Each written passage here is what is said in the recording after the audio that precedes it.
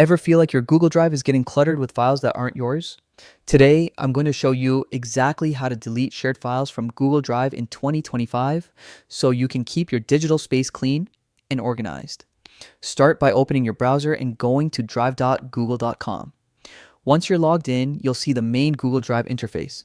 It's the dashboard where all your files live. Now, look at the left-hand panel and find the section called Shared with Me.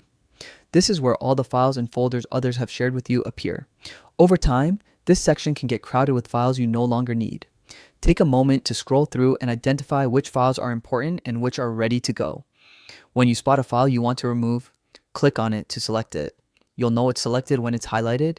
Next, head up to the trash can icon at the top of the page and click it. That file will disappear from your Shared with Me section.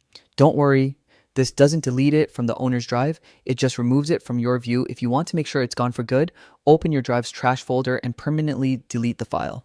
Doing this occasionally helps keep your shared files organized, so only the ones that matter are at your fingertips, making your digital workspace more efficient and easier to navigate. And that's it. A few simple clicks and your shared file section is clutter-free. Keep your Google Drive tidy and you'll always be able to find what you need when you need it.